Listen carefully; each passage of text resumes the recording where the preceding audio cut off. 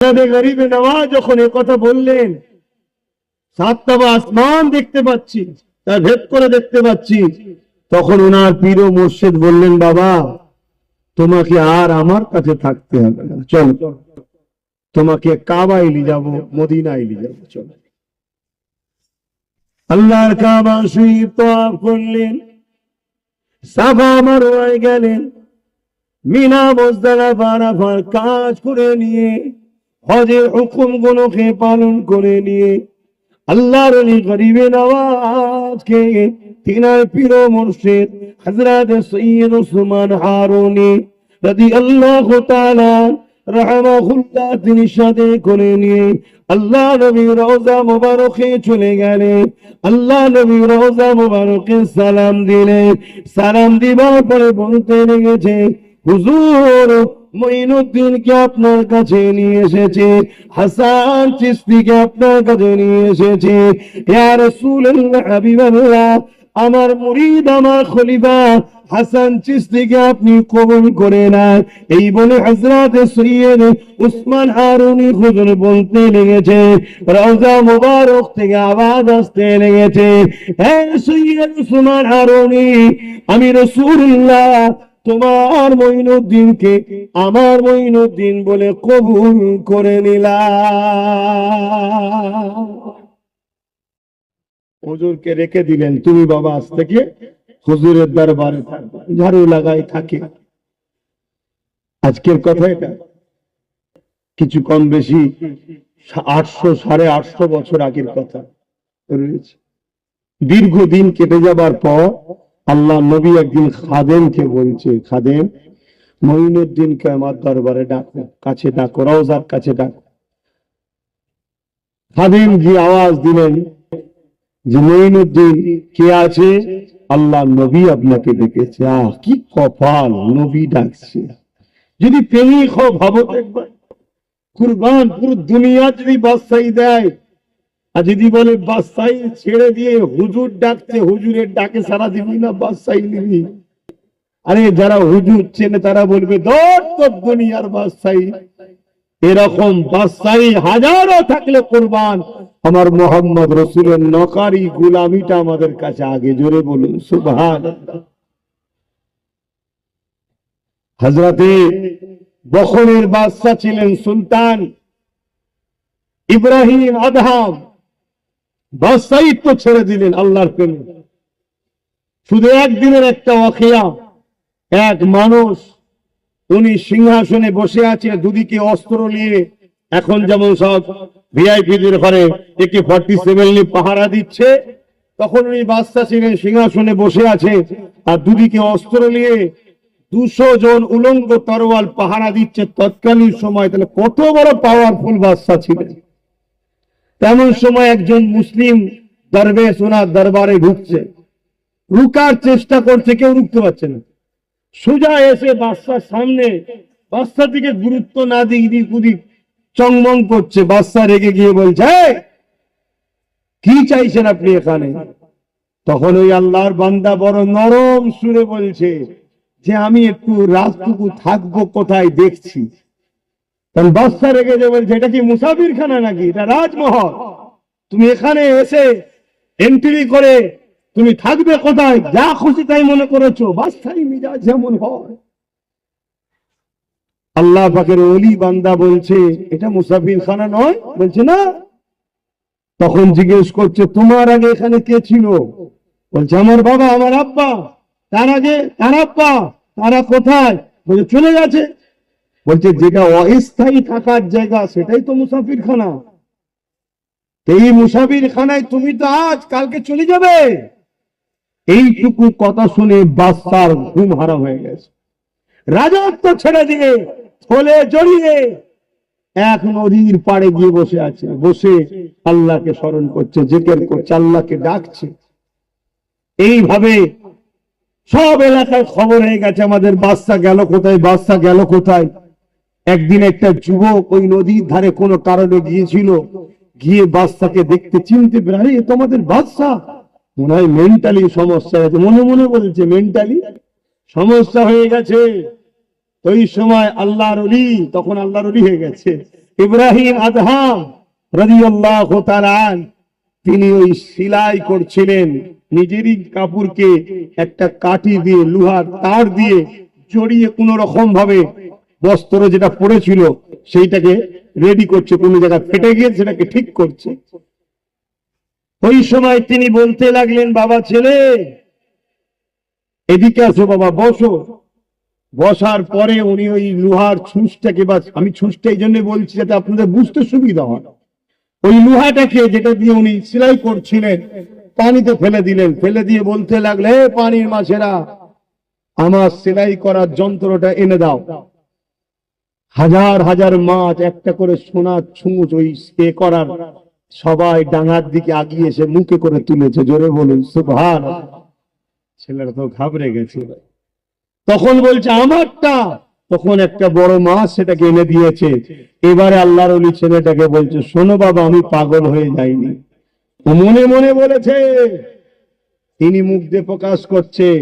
এজন্য বলা হয় ওলি আল্লাহদের সামনে গিয়ে উল্টো পাল্টা মন্তব্য করতে নাই। কেন? আল্লাহ তাদেরকে জানিয়ে থাকে, আল্লাহ তাদেরকে জানিয়ে থাকে।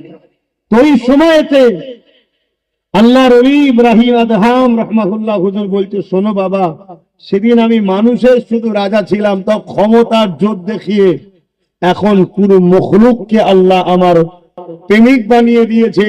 আমি যাকে যা হুকুম করি সবাই আমার কথা শুনে। জোরে বলুন সুবহানাল্লাহ। আল্লাহ বা হাদিসে কুরসির মধ্যে বলেছে, বান্দা যারা আমার হয়ে যাবে আমি আল্লাহ তাদের হয়ে যাব, আর আমি আল্লাহ তাদের হয়ে যাব। মুখ তাদের থাকবে, হুকুম আমার হবে, হাত তাদের থাকবে, কাজ আমার হবে, পা তাদের থাকবে, চলন আমার হবে।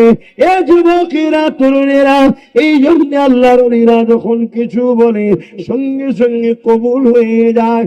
এ না জওয়ানেরা, তরুণেরা, আমার সুলতান গরিবে নওয়াজ খাজা মুঈনুদ্দিন আজমির রাহমাতুল্লাহ আলাইহি আল্লাহ নবীর দরবারে হাজির হয়ে গেলে, আল্লাহ নবী আওয়াজ দিলে, আল্লাহ নবীকে সালাম দিলে, নবী পাক সালামের জবাব দিলে, আমার আপনার সুলতান গরিবে নওয়াজ খাজা মুঈনুদ্দিন আজমির হুজুর আমার রাসূলুল্লাহর সালামের জবাবখানা নিজের কানে শুনেছিলেন।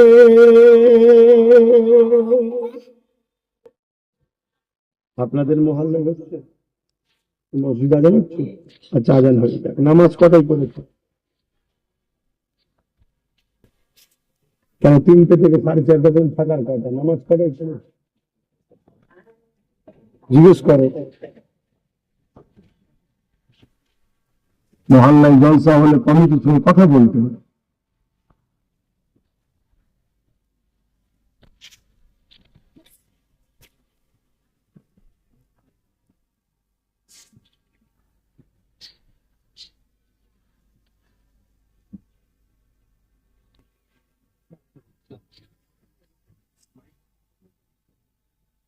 এখানে আমি লাস্টে করবো, আমরা লাস্টে 4:30 থেকে নামাজ পড়বো। আচ্ছা,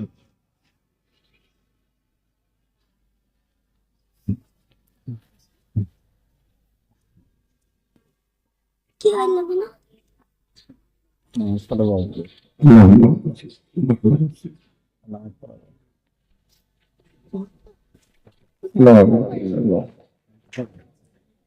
সাড়ে 4টায় মাহফিল শেষ হবে, আমরা এখানে নামাজ আদায় করবো ইনশাআল্লাহ। হযরত গরিবে নওয়াজ আল্লাহ নবীকে সালাম দিয়েছেন, হুজুর সালামের জবাব দিচ্ছেন।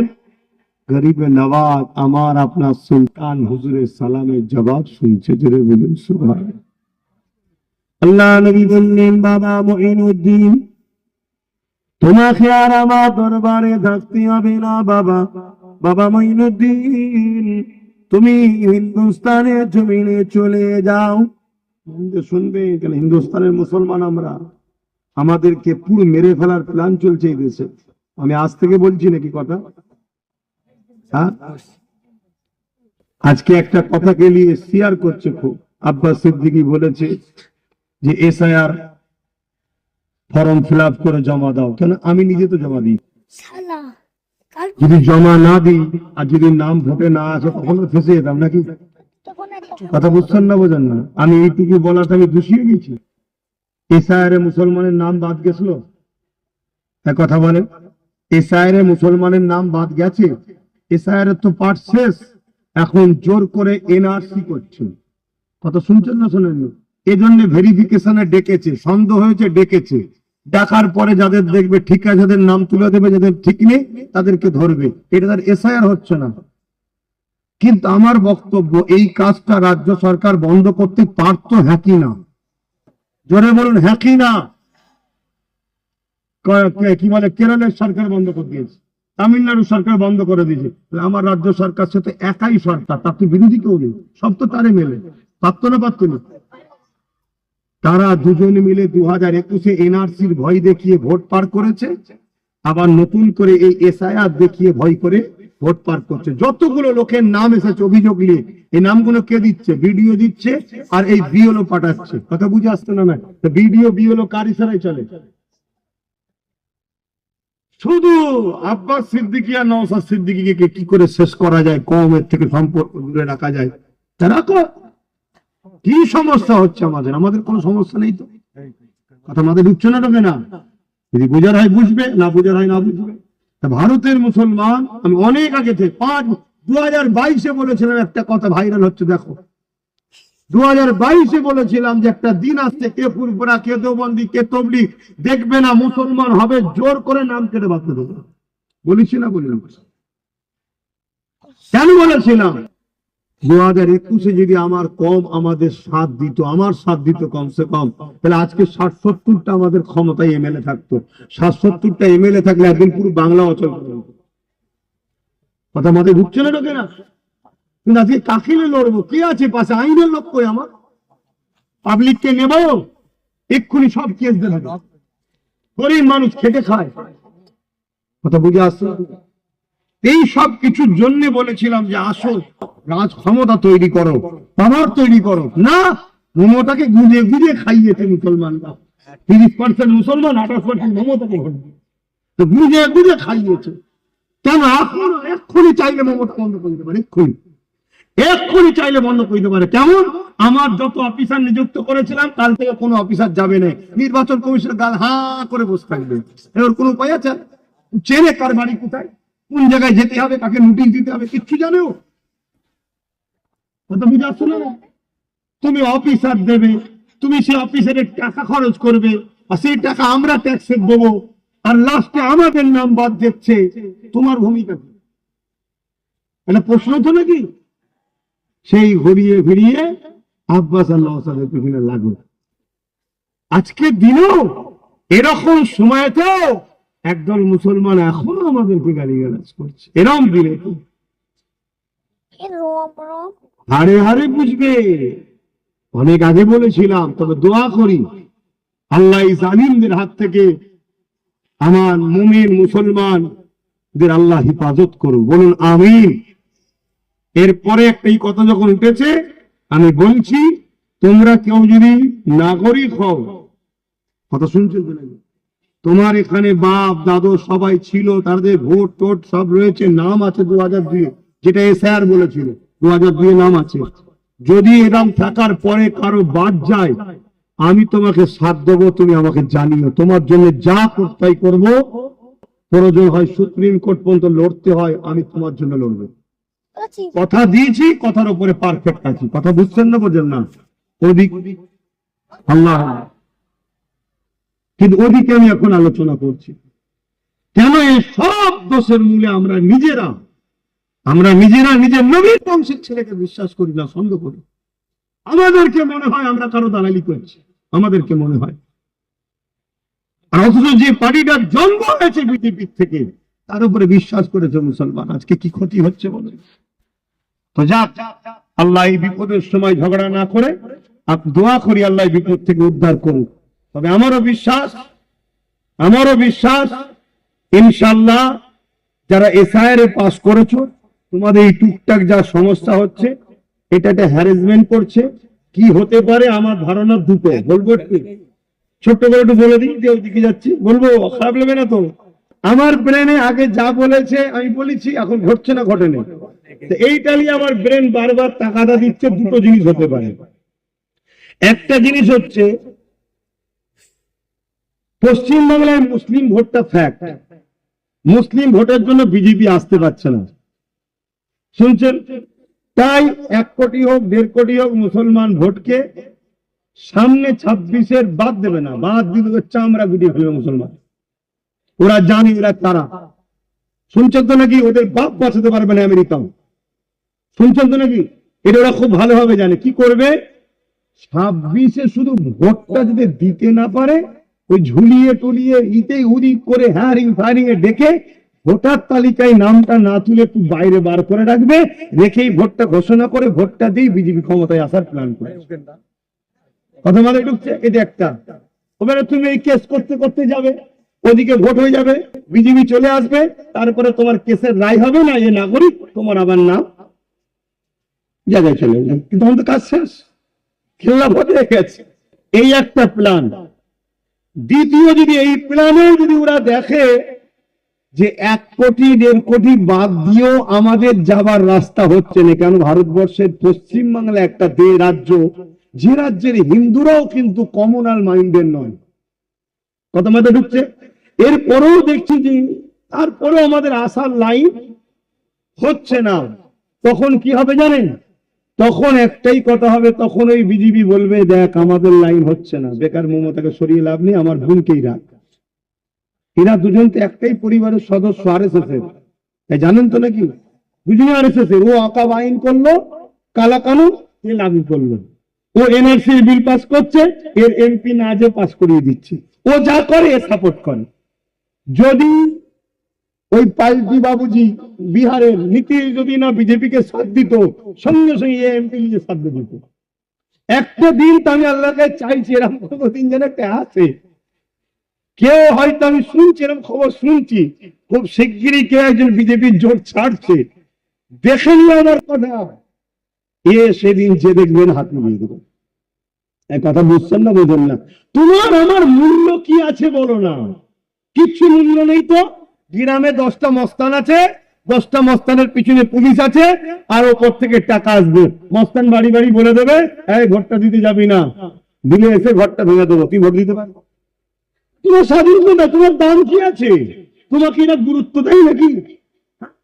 তোমাকে এরা গুরুত্ব দেয়? প্রথম প্রথম গুরুত্ব দিয়েছিল, আর গুরুত্ব নেই তো। যদি গুরুত্ব থাকতো তাহলে নিউ টাউনে মসজিদের জায়গা আটকে মন্দির করতো না। কথা মাথায় ঢুকছে না কেন? হ্যাঁ, দেখে নিয়েছি, এদের আর প্রয়োজন নেই। আমরা যা বংশী গীতার গেঁথে দিয়েছি, এরা এখন শুধু পুকুর মাছ ছুটে বেড়া। বংশী আমার গাঁথা আছে, যাবি কোথায়?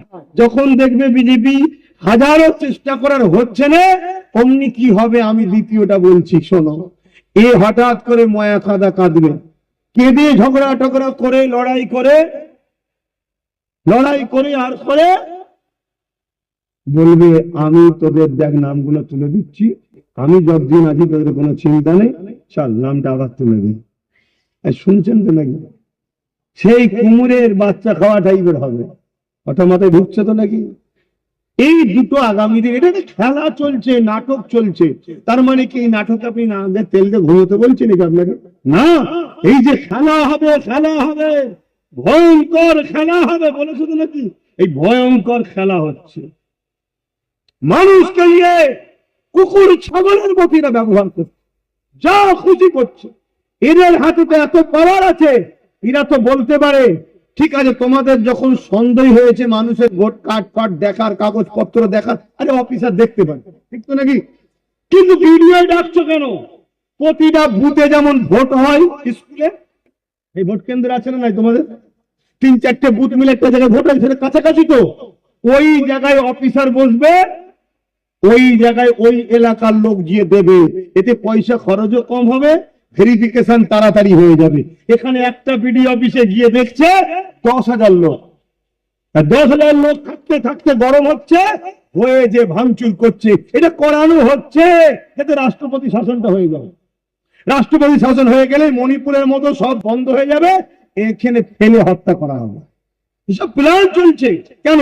প্রতিটা বুথে বুথে যদি করতো, এই বুথে ধরো 500 লোকের নাম বাদে কি 200 লোকের নামে বাদ নাই, নাউজুবিল্লাহ, মানে কি বলে ডেকেছে, 300 হোক 200 হোক 500, তাহলে 3টে বুথ মিলে 150 লোক হতো, 1,500 লোক হতো। 1,500 লোক যদি আপনার বুথে কাগজ দেখায় সময় লাগতো?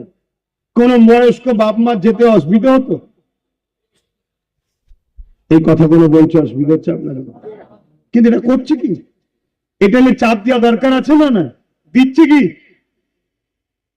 এবার আমি আজকে যদি বলি তোমরা কেউ যাবে না দেখাতে, আর কালকে যদি এমন নিয়ম হয় যারা ভেরিফিকেশনে এলো না তারা বাদ, তাহলে আমি ফেসে যাবো না যাবো না? তাহলে উচিত ভেরিফিকেশনে যাওয়া দরকার আছে না? তো এই কথাটা বলার জন্য আবার গাল খেতে হচ্ছে। কথা শুনছেন তো নাকি? এই কথাটা বলার জন্য আবার গাল খেতে হচ্ছে। তো যাক বাবদিকে আলোচনা নয়, আসেন আমি আমার গরিবে নামাজের কথা বলছিলাম। আমার গরিবে নামাজ মুঈনুদ্দিন আজমিরি রাহমাহুল্লাহ হুজুর আমার এই যুবকেরা তরুণেরা তিনি এমন করে রাসূলুল্লাহ দরবারে হাজির হলেন।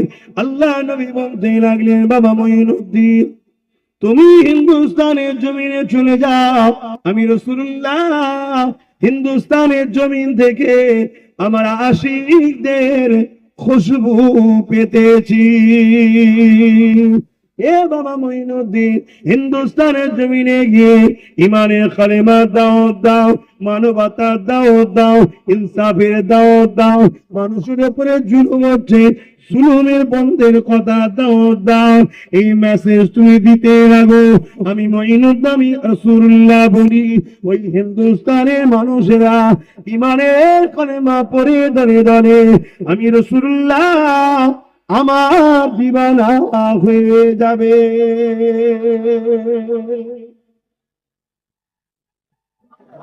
আল্লাহ নবীর কথা শুনে গরিবে নামাজ অনেক বড় কথা হিন্দুস্তানে এসছে, রুকার চেষ্টা হয়েছে না হয়নি? রুখতে পেরেছে? লাস্টে আনা সাগরের পানি বন্ধ করে দিয়েছে, খাবে কি? গরিবে নামাজ তেনার খাদেমকে বললেন, খলিফাকে, যাও বাবা 1 লিটার পানি তোলো আর আনা সাগরের পানিকে বলো মুঈনুদ্দিন তোমায় ডেকেছে। জোরে বলুন সুবহানাল্লাহ। এই পানিটা যখন তুললো সমস্ত পানি লুটার মধ্যে, জোরে বলুন সুবহানাল্লাহ। এ পাওয়ারটা কার? জোরে বলুন। ইমানের পাওয়ার জানি, কিন্তু মূল পাওয়ার কার? আল্লাহ। আমার গরিবে নামাজকে অনেক চেষ্টা করেছিল কিন্তু রুখতে পারেনি, হুজুরকে তাড়াতেও পারেনি। এই তোমাকে আমাকে আজকে চেষ্টা চলছে, তুমি আমি যদি আল্লাহ রাসূলের হতে পারে তোমার আমার কেউ কিছুই করতে পারবে না। এ নওজওয়ানেরা চক্রান্তকারীরা চক্রান্ত করবে, ওই চক্রান্তের শিকারে তারা নিজেরাই পড়ে যাবে। যেমন আবু জেহেল কুয়া করেছিল আমার রাসূলুল্লাহকে ফেলবে বলে, ওই কুয়াতে আবু জেহেল পড়েছিল। আজকের আমার দেশের মাথায় যারা বসে আছে এই আবু জেহেল গুলো এসআইআর করে চেয়েছিল মুসলমানদের নামগুলো বাদ হয়ে যাবে, কিন্তু কত করে নিজেরাই পড়ে গেছে।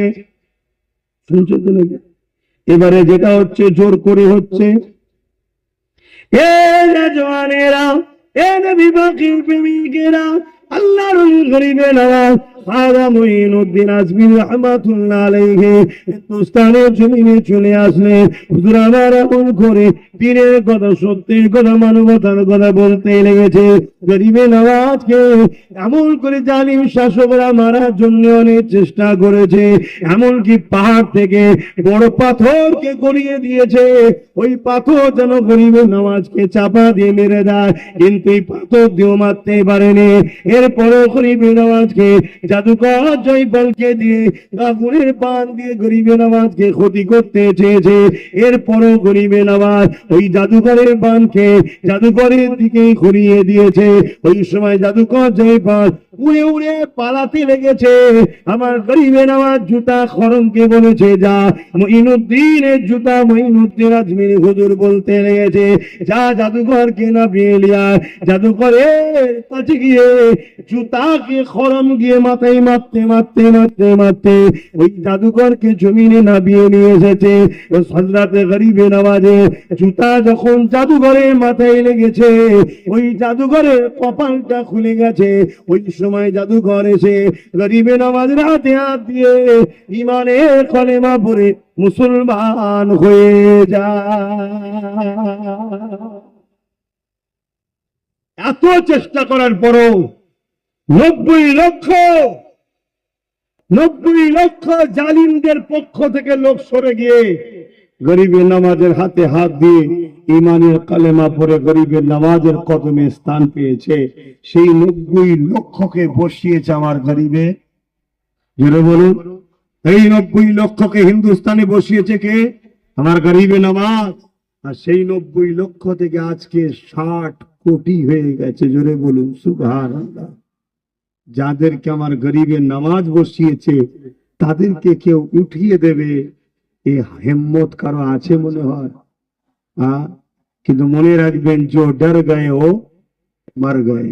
আমাদেরকে ভয় দেখিয়ে দেখিয়ে এই জায়গায় নিয়ে আসা হয়েছে, আমরা ভয় খেয়ে গেছি। আল্লাহ নবী তাই সাহাবাদের বললেন, আখেরি জামানায় আমার উম্মতিরা প্রচুর মার খাবে। আল্লাহ নবীটাও বলেছে, যেমন খোদা তোরা খাবার পেলে ঝাঁপিয়ে পড়ে থালার উপরে, খাবারের উপরে, আখেরি জামানাতে আমার উম্মতিদের উপরে একদল জালিমরা এইভাবে ঝাঁপিয়ে পড়বে। চতুর্দিকে তাকিয়ে দেখো, বিভিন্ন জায়গায় মব লিঞ্চিং করে মারছে, কখনো উড়িষ্যাতে মারছে, কখনো গুজরাটে মারছে। মার চতুর্দিকে হতে হতে আমার বাংলাতে বারাইপুরে পিটিয়ে পিটিয়ে মেরে ফেললো। আমার বাংলাতে কলিকাতার রাজধানীর মতো জায়গায় অটো রিক্সা চালককে এ যুবকেরা ভিড় পিটিয়ে পিটিয়ে পিটিয়ে তার নাম নিশানা মিটিয়ে দিচ্ছে। এ যুবকেরা, তরুণেরা, বাপেরা রাসূলুল্লাহর কথা অক্ষরে অক্ষরে অক্ষরে অক্ষরে মিলতে লেগেছে। সাহাবা হুজুররা জিজ্ঞাসা করেছিলেন, ইয়া রাসূলুল্লাহ, হাবিবাল্লাহ, আমার ভাইদের উপরে এত জুলুম হবে, আমার ভাইদের সংখ্যা কি কম হবে? আল্লাহ নবী কি উত্তরটা দিয়েছে শোনো। আল্লাহ নবী বলেছিলেন, এবার সাহাবারা, না না না না, আমার উম্মতদের সংখ্যা কম হবে না, তোমার ভাইদের সংখ্যা কম হবে না।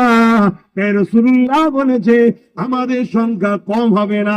নবী যদি মানো তাহলে বুকে হাত দিয়ে বলো, আমাদের সংখ্যা কম আছে নাকি?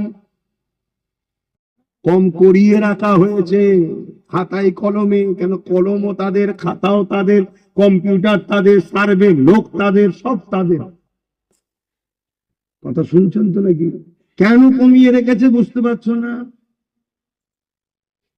এমনি তো আমরা দাবি করি যে আমাদের এত লোকের চাকরি কই, এই কই, ওই কই। তা সংখ্যা যদি বেশি হয়, একদিন তো দাবি করতে পারে আমাদের মুখ্যমন্ত্রী কই, আমাদের প্রধানমন্ত্রী কই। কি বলতে পারে না? সেকুলার কাকে বলে? সবার সমান অধিকার হবে তো নাকি? সবাই সমান থাকবে, একে অপরের সহযোগিতা করবে, তাই তো? এত যদি সেকুলার হও, ৭৯ বছর তো হয়ে গেল, দেশ স্বাধীন হয়েছে, পশ্চিমবাংলায় কখনো মুখ্যমন্ত্রী মুসলমান করেছে? এরা সেকুলার? কথা বলছে না তো। কাকে সেকুলার বলছো? সেকুলার যদি হয় বলো, আমার কথা কি ভুল হচ্ছে নাকি? হায় রে আল্লাহ, যার জন্য চুরি করি সেই চোর বলছে, যার জন্য লড়াই করি সেই বদনাম দিচ্ছে। বড় কঠিন দিন এসে গেছে। কিন্তু একবার ভেবেছো তোমাদের বাচ্চাগুলোর কি হবে? আজ যদি তোমাদের ঘরে কাগজ নিয়ে এত ছুটোছুটি করতে হয়, তাহলে তোমাদের বাচ্চাগুলোর কি হবে? যদি ছুটোছুটি করতে না হয় কখনো, তার জন্য কি করেছো? আজ যদি তোমাদের হাতে পাওয়ার থাকতো, এই ছুটোছুটি করতে হতো? কি করতে? সরাসরি দেবেন তো? আমার কথা কি অসুবিধা হচ্ছে? তাও বলো। তাহলে তোমাদের বাচ্চাগুলোর কি হবে? আর এটাও তো একটা শিক্ষা, আল্লাহর মারও আছে এর মধ্যে। যেসব ছেলেরা বাপ মাকে ভালোবাসতো না, আজকে জ্বালাই পরে বাপ মা বাপ মা বাপ মা করে খুঁজে বেড়াচ্ছে, আমার আব্বা কোথায় গেল রে, আমার মা কোথায় গেল রে। কি এটা খোদার মান নয়? কি আর বলা ভুল হচ্ছে নাকি? এরা খোদার পক্ষ থেকে মারও হতে পারে তো। এবারে কেউ বলবেন আমি তো করিনি, তারপরে আমি পেরেশানে পড়েছি কেন? তুমি এই দিকে নয় তো অন্য কোনো দিকে বদমাইশি করে বসে আছো। কথা শুনছেন না শোনেননি? পেরেশানে কি শুধু তোমরা আছো? আমরাও তো পেরেশানে আছি। আমার বাড়ির অনেক মুরব্বীদেরও নাম দেবে, তাহলে পেছনে আছে না নাই? তারা কি বলবেন নাকি আমি নাই খারাপ ছেলে, মুরব্বী তাদের বলবেন নাকি খারাপ কাজ করেছে? কিন্তু তারপরে পেরেশান হচ্ছে কেন? অন্যায় করলে যেমন শাস্তি হয়, অন্যায়কারীদের সঙ্গে থাকলেও শাস্তি হয়। এই সমাজ খারাপ হয়ে গেছে। হযরত নবী লূত আলাইহিস সালামকে আল্লাহ বলেছিলেন ৮০,০০০ লোক মারবো, তার মধ্যে থেকে ৪০,০০০ ভালো, ৪০,০০০ খারাপ। খারাপ লোকগুলোকে মারছে খারাপের জন্য, ভালো লোকগুলোকে মারছেন কেন? ভালো লোকগুলো খারাপ লোকগুলোকে প্রতিরোধ করে না কেন? কথা শুনছেন না শোনেন? আমার অজবাবে উল্টোই হয়, সবাই বলে, সিধে আর হলো না কোনোদিন। তা উল্টো লোকেরাই লিখ, আমার অজ কি করবো আর? কিন্তু যা বলেছি আগে ঘটছে না ঘটে নেই।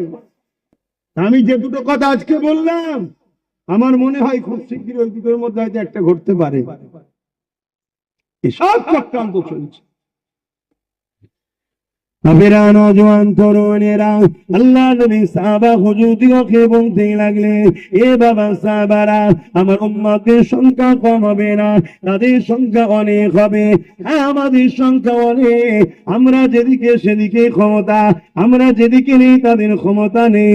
এ যুবকেরা, তরুণেরা, বাপেরা, কিন্তু নজন তরুণেরা আল্লাহ নবী সাহাবাদিগকে নবী পাক বলতে লাগলেন, কিন্তু এই উম্মতের মধ্যে দুটো খারাপ ফসল যাবে।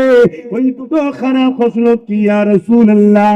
আল্লাহ নবী বলতে লাগলেন, উম্মত মানুষের সবার উচিত ভয় একমাত্র আল্লাহকে করতে হবে। কাকে করতে হবে বলুন?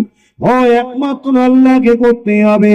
কিন্তু ওই সময় আমার উম্মতেরা আল্লাহকে ভয় করা ছেড়ে দিয়ে দুনিয়ার তাগুতি শক্তিকে ভয় করবে, মৃত্যুকে বড় ভয় করবে। বুকে হাত দিয়ে বলুন, সবাই টেনশনে আছেন না? নাই? আমাদের মধ্যে ভয় ঢুকে গেছে, এত ভয় ঢুকে গেছে, আমরা জুলুম দেখার পরও মুখ ঘুরিয়ে চলে যায়, আমরা জুলুমের বিরুদ্ধে কথা বলি না। অথচ আমার আল্লাহ রাসূল বলেছে, আল্লাহ কোরআন বলতে লেগেছে, কুনতুম খায়রা উম্মাতিন উখরিজাত লিন-নাস তা'মুরুনা বিল মা'রুফ ওয়া তানহাউনা আনিল মুনকার। আল্লাহ আমাদেরকে দুটো কাজ দিয়েছে, অন্যায়কে মিটাও, অন্যায়কে প্রতিষ্ঠিত করো। আমরা অন্যায়কে দেখো, অন্যায়ের বিরোধী করি না, অন্যায় গা মিলিয়ে চলি। কেন? অন্যায়কারীদের হাতে পাওয়ার আছে, অন্যায়কারীদের হাতে ক্ষমতা আছে। অন্যায়কারীর বিরুদ্ধে বললে জেল হবে, অন্যায়কারীর বিরুদ্ধে বললে কাজ বন্ধ হবে, অন্যায়কারীর বিরুদ্ধে বললে ঘর ভেঙে দেবে, অন্যায়কারীর বিরুদ্ধে বললে টোটো বন্ধ হয়ে যাবে। এই জন্য আমরা আল্লাহকে ভয় করা বন্ধ করে দিয়ে দুনিয়ার তাগুতি শক্তিকে ভয় করছি। আর এটা এমনি এমনি হয়ে যায়নি, আমাদের হৃদয়ে ভয় ঢুকানো হয়েছে। কখনো কাউকে হত্যা করে ভিডিও তৈরি করে ছাড়া হয়েছে, কখনো বিভিন্ন স্লোগান দিয়ে মুসলমানদেরকে পিটাচ্ছে, ভিডিও তৈরি করে দেখানো হয়েছে। বিভিন্ন রাজ্যে পর্যায় শ্রমিকদের পিটিয়ে পিটিয়ে আমার বাংলায় পাঠিয়ে দেওয়া হচ্ছে, এইগুলোকে ভিডিও করে ছাড়া হচ্ছে। ওগুলো দেখে আমাদের অন্তরে ভয় ঢুকানো হচ্ছে। আবার আমাদের সমাজে এক দলালে মুঠামা রয়েছে, যারা দিনরাত তোমাকে আমাকে ভয় শুধু বারবার দেখাতে লেগেছে। এ উম্মতে মুহাম্মাদি, আমার কথা নেবে কি নেবে না তোমাদের ব্যাপার, কিন্তু আমাকে বলতে দাও, আমাকে বলার স্বাধীনতাটুকু দাও। কেন? তোমার মধ্যে থেকে দুটো ছেলে যদি বেরিয়ে আসতে পারে, ভয়কে ছেড়ে দিয়ে ওই দুটো ছেলে একদিন পৃথিবীকে জয় করতে পারে। কেন? ভয় কখনো মানুষকে দিলে দিলে দিলে, যারা ভয় করে তারা প্রতি মুহূর্তে মরে, প্রতিটা টাইমে মরে, প্রতিটা সেকেন্ডে মরে। কেন? কাপুরুষ কখনো একবার মরে না, বারবার মরে। বীর পুরুষ যে হবে, যে একমাত্র আল্লাহকে ভয় করে, সে কখনো বারবার মরে না, সে একবার মরে, ইতিহাস তৈরি করে মরে।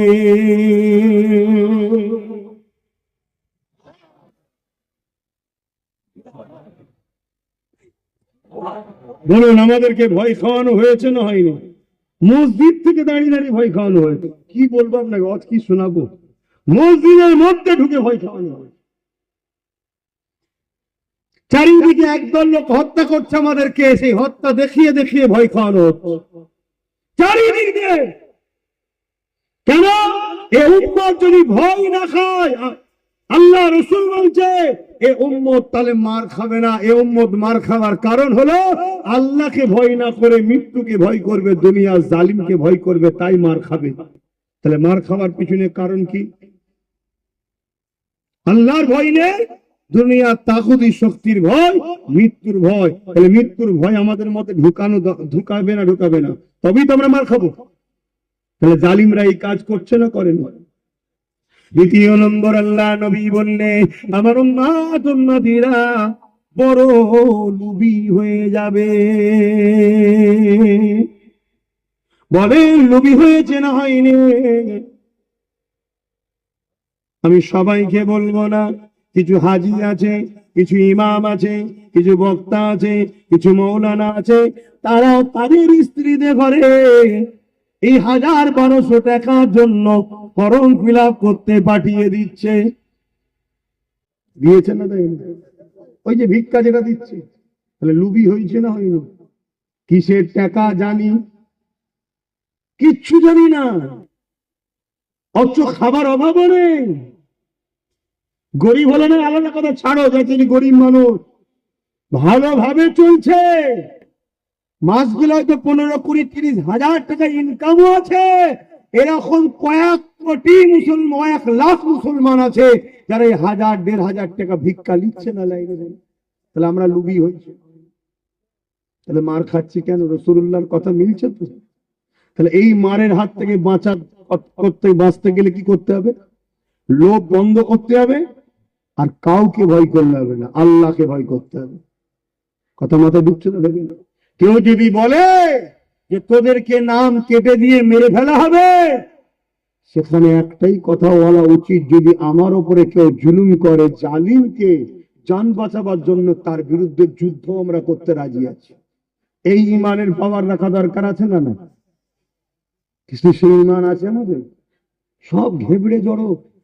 বেচারি ও হয়তো আসামি নয়, ও হয়তো কোনো সমস্যাতেই পড়বে না, ওর ঘাবড়ানো দেখে আরো 10 জন বলছে মনে হয় সমস্যা দেবে, একে একে একটু চাপ দিয়ে ঘেবড়ে যাবে। হয় দেখা যায় সব ঠিকই আছে, তাকে এমন ভাবে একটা হাঁকার দিয়ে বলে তোর এটা ভুল আছে, তোর হবে না, চলে যা, কি বেশি চলে গেল। ভুল আছে মানে ঠিক তো, কাগজ আমি ভুল করি, এটা বলার ক্ষমতা কারো আছে? আমরা এত ভয় খেয়ে গেছি, আমরা এত ডর হয়ে গেছে আমাদের মধ্যে, আমাদেরকে যা খুশি পাচ্ছে সবাই মিলে লুটছে। একজন ভয় দেখাচ্ছে, আর একজন দেখে আমাদের গোলাম বানাচ্ছে, ভিক্ষা দিয়ে লোভী বানাচ্ছে। বলুন এটা চলছে না চলে না? এই দুটো থেকে বাঁচিয়ে আপনাদের ঘরে রাসূলের দিকে, আল্লাহর দিকে, এবং দুনিয়ায় আপনাদের বাচ্চারা মাথা তুলে কি করে বাঁচবে সেই চেষ্টা করাটা কি অপরাধ হচ্ছে? যা কাশেম বাপেরা, নওজওয়ানেরা, ইলমে মারিফাতের শিক্ষা আমাদের মধ্যে বড় দুর্বল হয়ে গেছে। আমার গরিবে নওয়াজ খাজা মঈনুদ্দিন হুজুরকে আল্লাহ নবী যখন বলেছিলেন এ বাবা মঈনুদ্দিন হিন্দুস্তানে চলে যাও, আমার গরিবে নওয়াজ বলেছিলেন ইয়া রাসূলুল্লাহ হাবিবাল্লাহ, আমি আপনার দরবার থেকে যাব না। আল্লাহ নবী বলেছিলেন মঈনুদ্দিন তুমি হিন্দুস্তানে চলে যাও। ইয়া রাসূলুল্লাহ হাবিবাল্লাহ, আমি আপনাকে মহব্বত করি, আমি আপনাকে ভালোবাসি, আমি আপনার দরবার ছেড়ে যাব না। আল্লাহ নবী বলেছে বাবা মঈনুদ্দিন যাও বাবা, চলে যাও, নবীজি হিন্দুস্তানে তুমি চলে যাও বাবা, হিন্দুস্তানে কোটি কোটি মানুষ আমার অপেক্ষায় রয়েছে, যাও বাবা, চলে যাও, চলে যাও, চলে যাও। ওই সময় আল্লাহ নবী বলতে লাগলে এ বাবা মঈনুদ্দিন তুমি যদি এখানে থাকো আমার রওজা দেখতে পাবে, আজ ওই হিন্দুস্তানে চলে যাও, আমি রাসূলুল্লাহকে যখন চাইবে তখনই দিদারে দেখতে পাবে। আরো জোরে বলুন সুবহান। সেই হুজুর, তিনার দ্বারা হিন্দুস্তানে ইসলাম এসেছে, তিনি আমাদেরকে আবাদ করিয়েছে এখানে। এত ঘাবড়ে যেও না, সেদিনও বলেছি আজও বলেছি, ঘাবড়ে যেও না। তা বলে এটা বলিনি তুমি